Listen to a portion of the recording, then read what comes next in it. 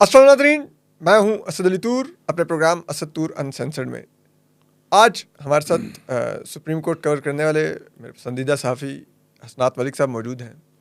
और आपको मालूम है हसनात मलिक साहब का अपना भी एक यूट्यूब चैनल है जिसमें बहुत ही लोडेड खबरें होती हैं, तो आप ज़रूर इनका चैनल भी सब्सक्राइब करें और रेगुलर देखा करें। लेकिन आज जो मैंने हसनात मलिक साहब को दोबारा तंग किया, आजकल मैं उनको बहुत ज़्यादा तंग करता हूँ एंड ही सो काइंड, हमेशा मुझे ये वक्त दे देते हैं। वो है कि अब देखें, हम पिछले कुछ अरसे से सुन रहे थे, हमारे बाज़ दोस्त ये ट्वीट्स कर रहे थे कि जुडिशल एक्टिविज़म की कीमत अदा करनी पड़ेगी। तो क्या वो कीमत अदा करने का वक्त आ गया है कि अब जिस किस्म की कंप्लेंट्स आ रही हैं जजेस के मामले में, जैसे तारिक महमूद जहांगीरी साहब के ख़िलाफ़ कंप्लेंट आई, जैसे मलिक शहजाद अहमद ख़ान साहब के खिलाफ ना सिर्फ कंप्लेंट आई बल्कि उनके खिलाफ तो एहतजाज हो रहे हैं इस्लामाबाद में। क्या हम इसको इस नज़र से देख सकते हैं कि ये सब कुछ होने के ज़िम्मेदार चीफ जस्टिस काजी फ़ाइज़ ईसा हैं? क्योंकि अगर 6 जजेस के लेटर के ऊपर उन्होंने कुछ किया होता तो आज इस्टेब्लिशमेंट को या ताकतवर हलकों को या जो भी आप मुक़्तदर हल्के कह लें, उनको ये शय ना मिलती कि वो जिन जजेस ने नाम लेके बात की थी कि हमें हरासा किया जा रहा है, अदलिया मुदाखलत हो रहा है, वो उनको मज़ीद हरासाना करते। तो ये सब पर ज़रा बात करने के लिए हमारे साथ हसनात मलिक साहब मौजूद हैं। हसनात भाई, ये तो शिकायत का ढेर लगने लग गया है और शिकायत तमाम उन जजेस के ख़िलाफ़ हैं जो इस तमाम जो सेटअप है इसमें फैसिलिटेटर का किरदार अदा करने को तैयार नहीं है। तो क्या हम टेक्स्ट पढ़े शिकायत का या जो इर्द गिर्द हालात वाक़यात हैं वो लार्जर पिक्चर भी देखें कि ये इनको किसी चीज़ की सज़ा दी जा रही है?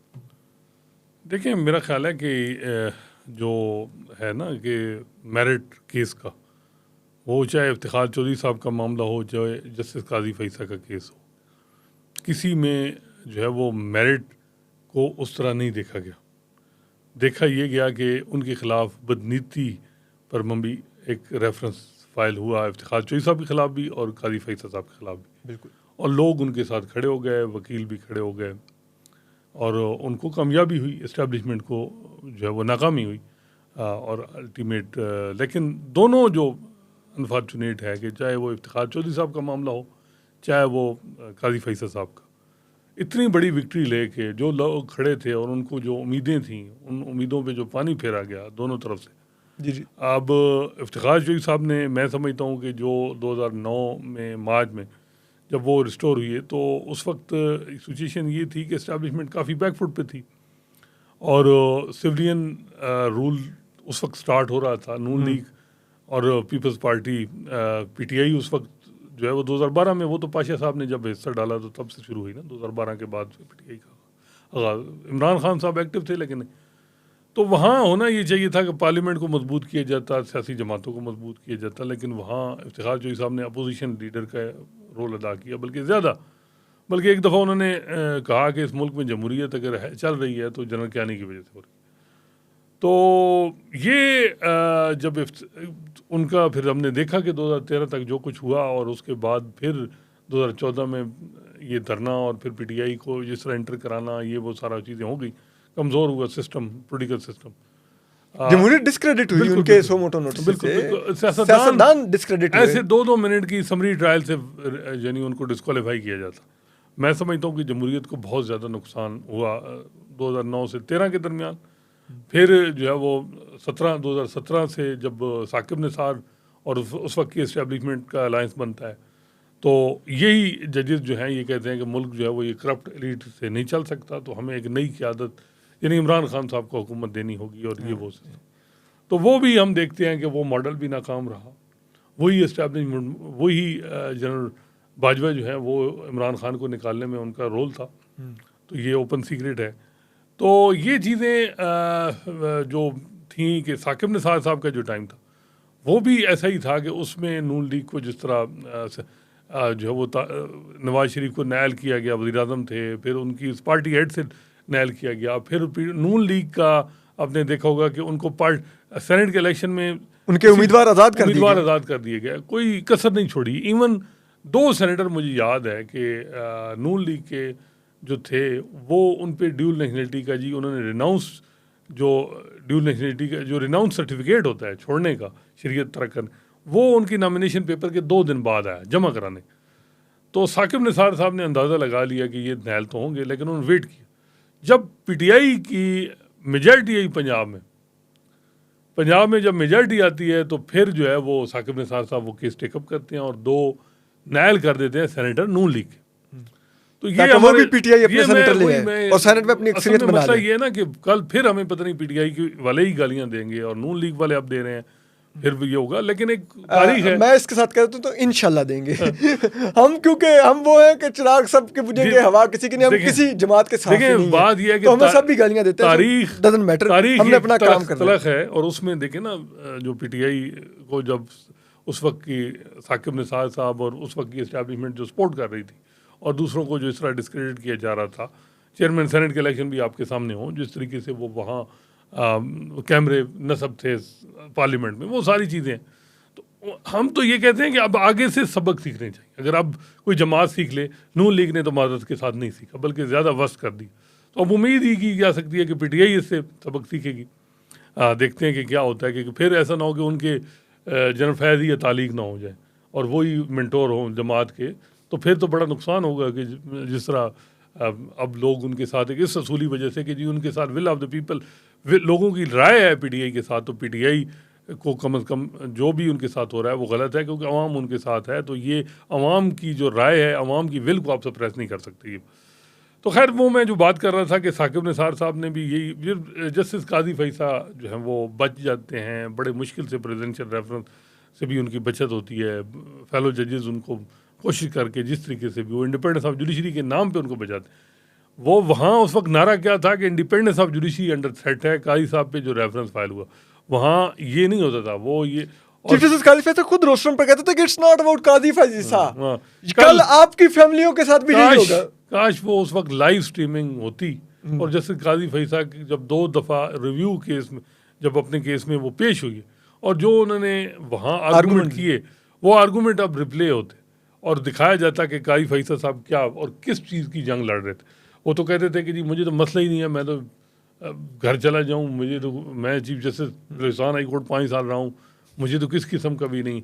और अब हमें ये भी यकीन नहीं है कि वो अक्टूबर में भी घर जाना चाहते हैं कि नहीं। अच्छा, anyway। तो वो फिर ये हुआ कि जब काजी साहब जो है वो बच गए सारी कोशिशों के बावजूद भी, अदलिया में भी उनको निकालना चाह रहे थे सीनियर जजेस और एस्टैब्लिशमेंट में सारी बात है, जॉइंट एफर्ट थी, तो जॉइंट एफर्ट कामयाब नहीं हो सकी। लेकिन जब वो आए, जब उन्होंने चीफ जस्टिस बने, तो एक्सपेक्ट ये किया जा रहा था कि वो सिविलियन रूल को मजबूत करेंगे मुल्क में और वो अपनी पर्सनल बायस और पर्सनल लाइक एंड डिसलाइक से हट के जो लोगों की अवामी राय है, विल ऑफ द पीपल है, उसके साथ स्टैंड करेंगे। लेकिन हमने देखा कि उन्होंने 1-2 महीने में तो माजी के कुछ इश्यूज उठाए, तो हमने भी उनको अप्रिशिएट किया। Supreme court practice and procedure act के तहत जो उन्होंने जो उसको इंडोर्स किया वो उसको भी सपोर्ट किया, भुट्टो का केस उठाया वो भी सपोर्ट किया, तायार नैली इवन नवाज शरीफ की ख़त्म की मैंने, और हम आप सब ने कहा कि ये बड़ा ज़बरदस्त किया कि 62(1)(f) में जिस तरीके से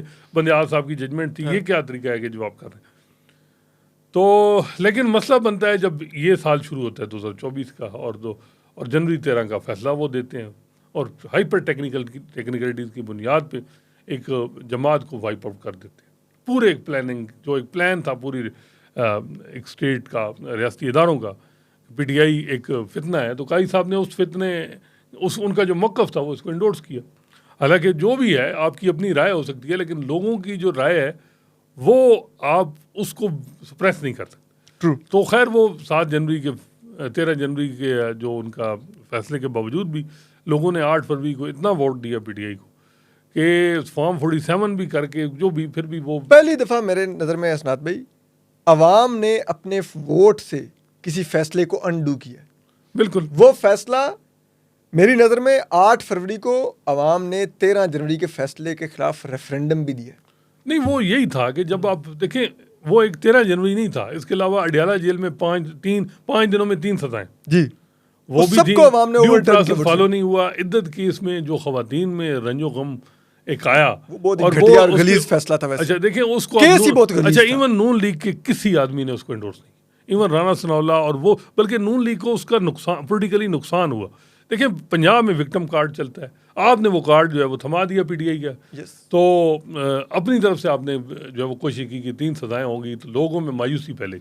पंजाब में लोगों को विक्टिम और बागी दो हाँ। बड़े क्लिक करते हैं। जी बिल्कुल वही बात है ना। और इमरान बगावत भी कर रहा था अपेरेंटली, नहीं तो वो विक्टिम भी बन रहा था उस बगावत की वजह से। 2018 में भी देखे ना, नून लीग ने Gujranwala division sweep, clean sweep किया, लाहौर में किया, सरगोदा किया, क्योंकि वो भी उस वक्त विक्टिम थे और बागी भी थे, वोट को इज्जतों की बात करते मियां नवाज शरीफ। तो ये तो इस दफ़ा भी ये है कि यही हुआ। तो खैर वो मामला चल रहा है। जब 8 फरवरी का इलेक्शन आता है, 8 फरवरी के इलेक्शन के रिजल्ट पे का असर, मेरी ये सोच है वो है कि जजेस पे असर पड़ा।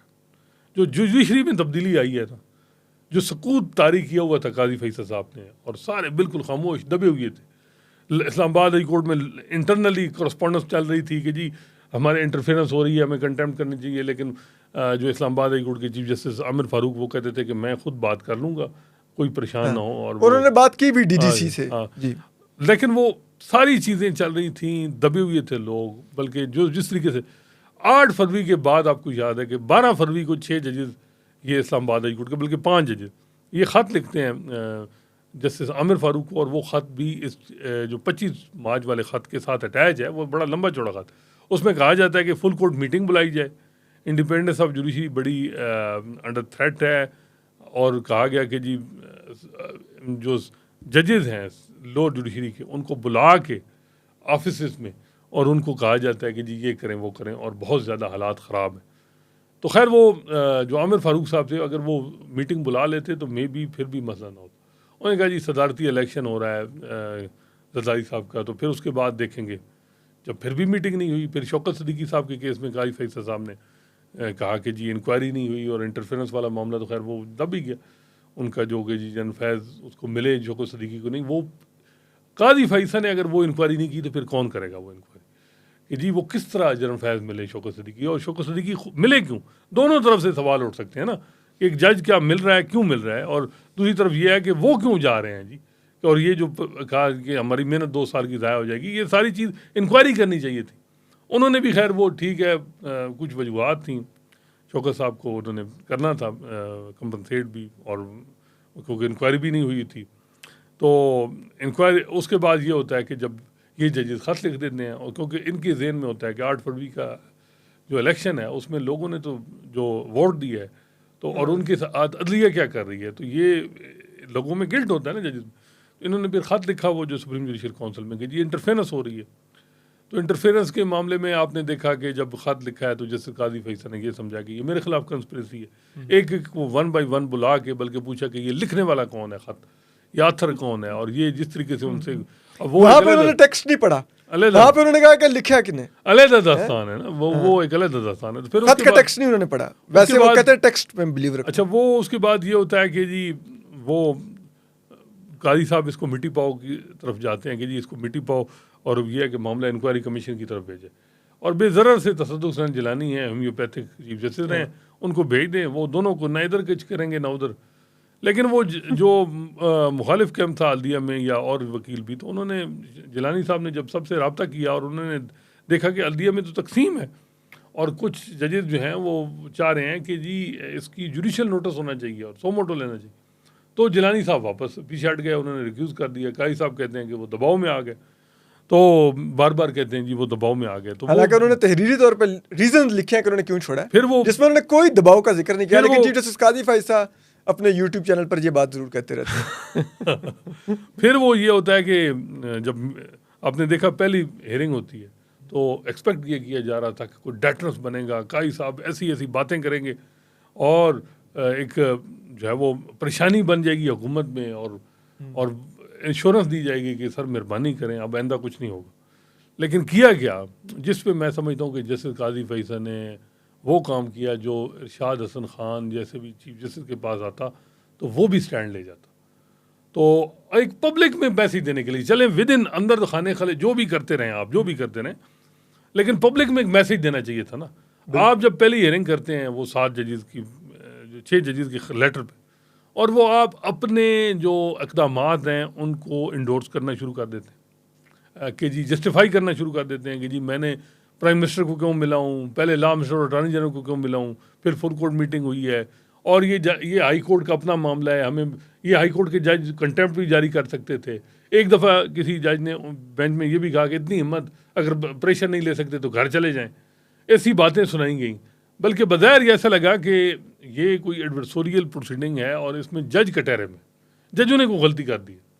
तो मैं समझता हूँ कि ये जो जस्टिस काजी फैसल ने वो हेयरिंग जो 6 जजेस की चलाई, वो दहाइयाँ लगेंगी, वो एक डेटरेंस। देखें हमारी जो इस्टेब्लिशमेंट है उसको अदराक है कि सियासतदानों के मामलात वो उनको कंट्रोल करना कोई इतना मुश्किल नहीं होता, लेकिन जजेस का जो मामला है, जजेस की क्योंकि सिक्योरिटी ऑफ जो होती है टिनोर, वो सिक्योर होता है, वो टिनोर उनका सिक्योर होता है, तो जजेस को आप रिमूव नहीं कर सकते। तो जज जो है वो उसका एक अपर हैंड होता है। इवन लायर्स मूवमेंट के बाद जज हमेशा इस्टेब्लिशमेंट ने जब भी डिक्टेट नहीं किया अदलिया से कम्युनिकेशन की कि जी मेहरबानी करें ये मामला है, कुछ इस तरह कौमी मुफाद में ताउन करें, यानी वो नेगोशिएशन की टेबल पे बात होती है, डिक्टेशन की बात नहीं होती जो दूसरी इदारों के साथ इस्टेब्लिशमेंट की होती है, वो नहीं होती। लेकिन वो सारा कुछ रायगां हो गया जब काजी साहब ने ये मामला किया, और ये जो है वो इंटरफेरेंस पे उन्होंने कहा कि जी ये, उन्होंने इस मामले को इशू ही नहीं बनाया, समझा। और पहले उन्होंने कहा जी मेरे टिनोर में तो है ही नहीं, और कुछ भी नहीं। देखें जब ये इस तरह की चीज़ें होंगी तो जब आप इस तरह का डेटरेंस क्रिएट नहीं कर पाएंगे तो फिर तो कुछ भी हो सकता है। और अब जो कुछ हो रहा है तो वो एक्सपेक्टेड था। देखें ये बात है, मैं समझता हूँ कि बेशक सरबराह जो हैं वो जस्टिस काजी फैसल और जस्टिस आमिर फारूक, उनकी अप्रोच बिल्कुल डिफरेंट है वो, लेकिन अदलिया में ऐसी बात नहीं है। इवन ये जज अगर खड़े हो गए तो ये हुकूमत के लिए कोई आसान नहीं है, उनको निकालना आसान नहीं है।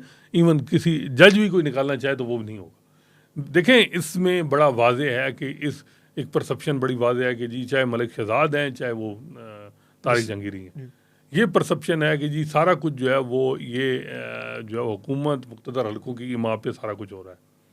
और इसमें अगर कोई हिस्सा डालेगा अदलिया में तो तारीख में वही उसका हशर होगा जो माजी में रहा है, डोगर के साथ रहा है, या इरशाद हसन खान, या जो भी जिस तरह है, या मौलवी मुश्ताक या जस्टिस मुनीर। मौलवी मुश्ताक तो चलें था ना कि जी उसने बायस था एक जमात के लिए, फिर भुट्टो साहब के हवाले से ये वो, नहीं तो इधर कोई बायस नहीं, इधर सजाए मौत नहीं हुई वैसे। हाँ, ये है कि पार्टी को एलिमिनेट कर दिए, हाँ, पार्टी को सजाए मौत दे दी, हाँ, अभी तक उसके कायद को नहीं दी। लेकिन वो भी अब जो हालात बन रहे हैं, जो मुझे लग रहा है, डर लग रहा है कि पीटीआई जो है वो सारा प्रेशर जस्टिस काजी फैसल पे दबाव अपनी तरफ से कोशिश कर रही है। और जस्टिस काजी फैसल मेरा ख्याल है कि वो मज़ीद ऑफेंसिव हो सकते हैं, वो डिफेंसिव नहीं होंगे, जो उनका मिजाज है। और फिर वही बात है, मुझे पनामा के एक जज से मेरी मुलाकात हुई तो मैंने कहा जी आपने क्या किया पनामा में, आप इतने आगे चले गए, पर्सनल हो गए। तो उन्होंने कहा जी फिर हमारे भी बच्चे हैं, हम भी जब हमारे बच्चों तक बात जाए तो फिर बात क्या, हम भी इंसान हैं। तो फिर जब इंतकाम आ जाता है फिर इंसाफ नहीं हो सकता ना, फिर इंतकाम आता। जब इंतकाम होगा, देखें इस वक्त जो अगर इंतकाम इस्टेब्लिशमेंट जो है वो तो चाहेगी और हुकूमत भी चाहेगी कि अदलिया जो है वो इंतकाम ले, बिल्कुल काजी फैसल साहब जो हैं वो कोई साइफर केस में भी डाल दें या और किसी मामले में भी, तो वो तो चाहेंगे। तो अब लेकिन काजी साहब जो हैं वो समझ रहे होंगे कि मैं कानून और इंसाफ आइन और बिल्कुल उसके साथ ठीक कर रहा हूँ, बिल्कुल मैं कानून के साथ हूँ, मैं ठीक कर रहा हूँ, मैं लॉ को फॉलो कर रहा हूँ। लेकिन जो है वो ना कानून और आइन की जो रूह है उसके तो सारा कुछ बरखिलाफ हो रहा है। और इस वक्त जो कुछ हो रहा है, और ये एक ऐसी चीज़ हो रही है कि जिससे इंस्टेबिलिटी मज़ीद बढ़ेगी। और आखिर में जिस तरह 2018 का इलेक्शन है, सारा नज़र साकिब निसार पे गिरा। अब भी अगर आप देखें तो सारे लोग, इस्टेब्लिशमेंट के पास अपॉर्चुनिटी है, वो किसी टाइम पे भी पीटीआई से मामला ठीक कर लेगी, क्योंकि पीटीआई भी चाह रही है कि हमारे हो।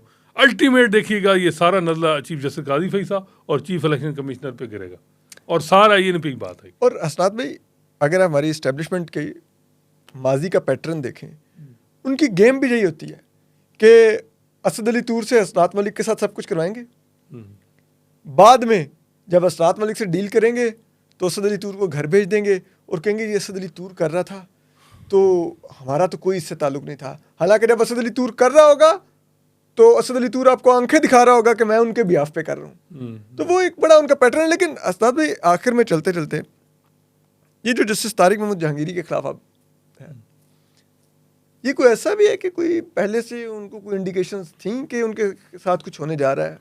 देखिए ज़राए तो बता रहे हैं कि उनको मालूम था, और 1 महीना पहले मुझे ये बात एक बार में किसी आदमी ने बताई थी कि ट्रिब्यूनल के मामले में उनको कहा गया कि जी हाथ हौला रखें। फिर कहा गया कि जी ये मामला, फिर कैरेट एंड स्टिक चलती है ना, कैरेट दी गई नहीं, उन्होंने कहा नहीं जो कोई करना है कर लें। फिर स्टिक दिखाई गई भाई ये डिग्री, उन्होंने कहा जो करना है कर जाएं। तो मैं समझता हूँ कि जस्टिस तारिक जहांगीरी ने अगर चाहते वो रिज़ाइन कर सकते थे, वो चाहते कंप्रोमाइज़ हो जाते, वो ट्रिब्यूनल के मामला जिस तरह चलना चाह रहे थे हुकूमत या जो, तो उसी तरह चला लेते तो कुछ भी ना होता। तो ये मैं समझता हूँ कि ये गलत एडवाइस हुकूमत को भी मिली है। हुकूमत ने ये एक महाज एक ऐसा मटेरियल अब पीटीआई को देने जा रही है जिससे ये पूरा सिस्टम भी जो है वो इसको ख़तरा है। हुकूमत का जो सिस्टम चल रहा है, काजी फैसल साहब किस हद तक वो चलेंगे, उन पे अब जो है 1/3 2/3 से ज़्यादा जो है वो जजेस, जब ये सवाल आपने देखा होगा लाहौर हाई कोर्ट ने कहा कि इंटरफेरेंस ओपन सीक्रेट है, पेशावर हाई कोर्ट ने कहा ओपन सीक्रेट है, इस्लामाबाद हाई कोर्ट ने कहा ओपन सीक्रेट है, सुप्रीम कोर्ट के जजेस मेजॉरिटी कह रहे हैं ओपन सीक्रेट है। बलूचिस्तान हाई कोर्ट में क्योंकि वो इंस्पिरेशन लेते हैं काजी साहब से, काजी साहब अगर शेयर लिख दिया, हाँ शेयर लिख दिया था, लेकिन मैं वहाँ और बात है ना, देखें वहाँ जस्टिस काजी फैसल जो है वो उनकी इंस्पिरेशन है। बलूचिस्तान का जज कोई भी है वो अल्टीमेट जो भी रिमार्क, लेकिन आपने देखा होगा वो जाएगा जस्टिस काजी फैसल के साथ, वो एक होता है वहाँ मामला। अब इस पर ज़्यादा हम नहीं जाएंगे। तो बात यह है कि जो जस्टिस काजी फैसल वो जो जहांगीरी साहब का मामला है उसमें एक तो बात यह है कि अब देखना है कि क्या ये डिग्री जो है वो, ये बात तो आएगी डिग्री वाली। अब एक पाकिस्तान बार कौंसिल से भी एनरोलमेंट, डिप्टी अटार्नी जनरल बन रहा हो, एडवोकेट जनरल नून लीग के दौर में रहा हो, इस्लामाबाद हाई कोर्ट का जज भी बन जाए, कन्फर्म भी हो जाए और फिर ये चीज़ें निकल आएँ, तो ये एक तो ये भी है कि फॉर्म 47 की स्टोरी पे पूरा सिस्टम चल रहा है। तो इस डेली डिग्री से क्या मतलब है, अगर वो जज कहें कि जी नहीं झूठ बोला जा रहा है और एविडेंस भी आ जाए उनके खिलाफ, तो क्या किया। देखें अगर यूनिवर्सिटी वाले जो हैं वो भी कह दें कि ये कहें कि नहीं नहीं ये असली है मेरे पास ये है, और वो कहेंगे जी नहीं, तो क्या कर सकता है जज। सिस्टम इसी वजह से उन्होंने, आपको याद है अगर सब कुछ पीछे से ही फोर्ज कर दिया जाए, कहा था कि फॉर्म 45 के जो कंट्रोवर्सी पे उन्होंने कहा था कि इंटरनेशनल किसी हम ऑर्गेनाइजेशन को ये फॉर्जिंग कब बेचेंगे जहांगीरी साहब। तो जहांगीरी साहब का मामला भी क्या पता इंटरनेशनल किसी फोरम मौजूद मुल्क में क्या होगा। लेकिन मैं समझता हूँ कि जब जहांगीरी साहब अगर ये होता, जहांगीरी साहब को ये पता था महीना 2 पहले, तो वो रिज़ाइन कर सकते थे, वो क्यों डटे रहे। तो अब देखना होगा उनकी तरफ से क्या चीज़ आती है, डिफेंस क्या आता है। वो भी फौजदारी केसेस करते हैं, उन्हें भी पता है कि इतनी जल्दी डिफेंस अपना डिस्क्लोज नहीं करना चाहिए। जो है वो आपको याद है कि जस्टिस काजी फैसल का जब केस ये प्रेसिडेंशियल रेफरेंस हुआ तो उन्होंने एक वकील से मशवरा लिया था, वो थे खालिद अनवर, जस्टिस मुनीब के ससुर और चचा, साबिक वज़ीर कानून। वो खालिद अनवर साहब के पास गए, इतलात तो यही है, और बल्कि एक दफ़ा उन्होंने हेयरिंग में कहा था कि मैंने एक सीनियर जस्टिस मुनीब की तरफ दे के कहा था कि मैं किसी वकील को मैंने नहीं कहा कि मुझे मेरा केस आर्गू करें, ये वकीलों ने खुद मेरे से रब्ता किया, मैंने एक वकील सीनियर से किया। तो वो खालिद अनवर साहब थे। तो खालिद अनवर साहब ने जब ये डॉक्यूमेंट देखे उनके, तो उन्होंने कहा जी ये पता नहीं अब ये बात कितनी मतलब है हमें तक जो पहुंची थी, हालांकि काजी साहब के करीबी किसी बंदे ने बताई थी, वो आजकल भी बहुत करीबी हैं। तो उन्होंने कहा था कि ये जो डॉक्यूमेंट हैं ये दिखाने नहीं है आपने, क्योंकि ये खोसा साहब ये जो है ना ये नहीं छोड़ेंगे फिर। तो अब देखना है कि जहांगीरी साहब को भी अंदाज़ा है ना, क्योंकि जब इंटरनली भी मिसट्रस्ट, काजी साहब पे भी जजेस को क्या ट्रस्ट है, ये बहुत बड़ा सवाल है। सबसे बड़ा मामला है कि क्या सुप्रीम कोर्ट और हाई कोर्ट के जजेस ने, क्योंकि 4 जजेस पे इलेक्शन ट्रिब्यूनल पे एतराज़ हुआ, आपने देखा होगा लाहौर हाई कोर्ट के इलेक्शन कमीशन ने, काजी साहब ने नहीं पूछा कि क्या एतराज़ है जी, एक उनमें तो बड़े इंटीग्रिटी वाले 4 जजेस हैं, क्यों किया, तो उनको बिल्कुल उनको छोड़ दिया। यही तो एतराज़ है, इंटीग्रिटी। और यही अच्छा यही मामला इस्लामाबाद हाई कोर्ट के 6 जजेस का है, यही सुप्रीम कोर्ट के जजेस का है कि जैसे अतर मिनल्ला ने कोई बात की तो वो फैसल वाडा वाले मामले में वो भी पता नहीं क्यों कंटेम्प्ट नोटिस में, और जिस तरीके से वो किया गया तो वो तो ज़्यादा, बल्कि वो प्रोटेक्शन क्या वो ज़्यादा ही उनको एक क्लीन मिल गया ना, फ्री हैंड मिल गया। तो इस वक्त एक मिसट्रस्ट तो है काई साहब और जजेस के दरमियान। कितने जज हैं ये कहना कब्र वक्त है, लेकिन ये कन्फर्म है कि जजेस जो हैं वो एक मिसट्रस्ट है। काई साहब की अप्रोच डिफरेंट है और दूसरे जजेस की और है।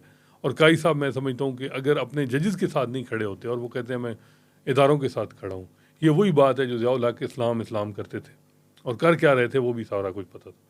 ये वही बात है कि जो मुशर्रफ साहब कहते थे एनलाइटेंड मॉडरेशन, और साथ ही फिर जो है वो JUI जो मुत्तहिदा कौमी मूवमेंट, ये मुत्तहिदा मजलिस अमल, और जिस तरीके से जो जिस तरह चल रहा था वार एंड टेरर में मामला, तो देखें ये सिर्फ लफ्ज़ों से नहीं है कि जी कोई मार्शल लॉ का कोई जज जो है बार बार नाम लेगा तो वो कहा जाएगा। उसका जो मौजूदा कंडक्ट है वो ज़ेर गौर होगा और वो उस पर अब बात होगी और उसी पे ही लेगेसी बनेगी जो मौजूदा कंडक्ट है।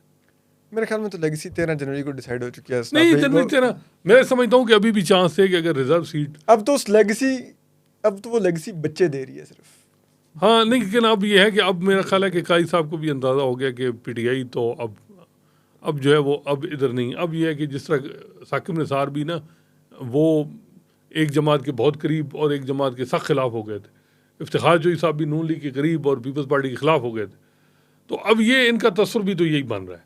हालांकि मैं समझता हूँ कि ज़ाती तौर पे दुख होगा कि आपने भी किसी ने भी ये एक्सपेक्ट नहीं किया होगा कि इनके टेनोर में ये हो कि एक पोलराइज चीफ जस्टिस हो, कि वो उनको एक जमात जो है वो बार बार कह रही है, कल जलसों में भी कह रही है कि आप मुतसिब हैं, आप हमारे साथ ठीक नहीं करते।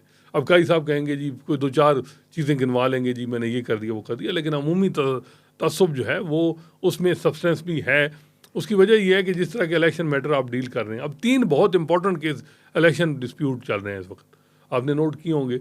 एक मामला है रिजर्व सीट का, बिल्कुल ठीक है, ट्रिब्यूनल का, और तीसरा है कि जी इलेक्शन कमीशन को इख्तियार के उनको रिकाउंटिंग। अगर कॉन्स्टिट्यूशन अमेंडमेंट नहीं होती 23 सीटें, तो जो है वो इलेक्शन कमीशन अगर कहता है कि जी ये 23 उनको दरख्वास्तें दी जाती हैं कि जी रिकाउंटिंग, हालांकि इलेक्शन ट्रिब्यूनल बन चुके हैं, इलेक्शन कमीशन का इख्तियार ही खत्म हो गया अब। और अब जो है रिकाउंटिंग कैसे इलेक्शन कमीशन कर देता है, और इलेक्शन कमीशन को अगर ये वेपनाइज कर दिया गया, और आपको ने देखा होगा कि बैगों में वो उनके वकील जो नून लीग के जो लोगों के उम्मीदवार वकील हैं, शहजाद शौकत साहब हैं, सुप्रीम कोर्ट बार के सदन हैं, काजी फैसल साहब की आंखों के तारे हैं। आप ऐसे तो ना करें, कम से कम कुछ तो उनको, हाँ बिल्कुल, काजी साहब खाली हाथ तो नहीं वापस भेजेंगे। बिल्कुल, उन्होंने शहजाद शौकत साहब ने एक ही काम किया है, वो आपने, और बड़ा इंटरेस्टिंग है वैसे सुप्रीम कोर्ट बार का ये काम भी बड़ा इंटरेस्टिंग, और मैं समझता हूँ कि इस पर बात भी होनी चाहिए। वो ये कि जी वो एक लायज हॉस्टल आसमा जहांगीर मरहुमा ने इधर बनाया था, वो तकरीबन 1 अरब रुपया उस पर लगा था, और वो अभी एक 5 स्टार होटल, तो अब यानी 2-3-4 स्टार तो होगा वो, 3 स्टार होटल है। तो वहाँ जो है वकीलों को जो है वो कमरे दिए जाते हैं, और उसके बाद रैश भी है उनकी बड़ी ज़बरदस्त, जो कराची से और केस प्लीड करने आते हैं कोयटा से, और 30 लाख 35 लाख रुपया उनको वहाँ से जो किराया भी आता है। ओके, हाँ, 30-35 लाख रुपए जो होटल चल रही है वो पैसे भी देते हैं। उसके नीचे जो है बेसमेंट में एक टीवी चैनल का जो है वो स्टूडियो भी है, और वो ये कुछ रूम जो हैं 20-25 जो हैं वो 15 या जितने भी, वो इनको वकीलों को भी हैं कि वो आधी कीमत में, यानी 2-3 हज़ार में या 4-5 हज़ार में हो जाएगा कमरा, इनको बेहतरीन जो है कमरा मिल जाता है। तो वहाँ जो है एक मस्जिद है, हाल प्रेयर हाल, तो 7 साल से एक इमाम जो है वो नमाज़ पढ़ा रहे थे वहाँ। तो शहजाद शौकत साहब और जो मौजूदा कैबिनेट है सेक्रेटरी साहब, इन्होंने कहा जी कि ये उस वक्त कोई ऐड वगैरह नहीं दिया गया और गलत 7 साल पहले रखा गया, उसको भेज दिया गया, रिमूव कर दिया, और कहा गया कि जी नया इमाम आएगा। तो ये एक हुआ है कि वो एक गरीब आदमी की खैबर पख्तूनख्वा से, और बहुत से इवन जो प्रोफेशनल ग्रुप के जो मेंबर हैं, इवन शहबाज खोसा जो एडिशनल जो सुप्रीम कोर्ट बार के सेक्रेटरी हैं, वो उन्होंने भी शोर मचाया जी कि ये गरीब आदमी को निकाल के आप क्या करेंगे। अब ये इकदाम शहजाद शौकत साहब ने किया अपने टेनोर में, बहुत बड़ा स्टेप लिया है। हाँ कि जी एक इमाम मस्जिद, गरीब इमाम मस्जिद को निकाल के शहजाद शौकत साहब ने बहुत बड़ा तीर मारा है। वो किया, बस वन मस्ट बी इम्प्रेस्ड। ठीक है, बहुत शुक्रिया हसनात मलिक साहब आपके वक्त का। लेकिन हसनात मलिक साहब ने असल और बड़ी जो तहलका खेज खबर दी है, जो इस तमाम मंजरनामे में बहुत अहमियत रखती है, वो है कि जो जस्टिस तारिक महमूद जहांगीरी साहब हैं, उनको पहले से हाथ खुला रखने का कहा जा रहा था और उनको ये डिग्री का मामले का आप कह लें थ्रेट या ब्लैकमेलिंग कर दी गई थी, जिसको उन्होंने परवाह नहीं की और उन्होंने कहा जो करना है कर लो। और फिर अब जिन्होंने जो करना था उन्होंने वो कंप्लेंट की सूरत में कर दिया है। अब देखें कि टेक्स्ट देखा जाता है या वो हाथ देखे जाते हैं और इंडिपेंडेंस ऑफ जुडिशरी का मामला देखा जाता है। जो जब चीफ जस्टिस कादी फैसा का मामला था, उनके खिलाफ रेफरेंस का मामला था, तो इंडिपेंडेंस ऑफ जुडिशरी देखी। अब क्या चीफ जस्टिस कादी फैसा भी इंडिपेंडेंस ऑफ जुडिशरी देखेंगे या वो उन कुवतों को यहाँ पर भी प्रिवेल करने देंगे? अपना ख्याल रखिए। अल्लाह हाफिज़।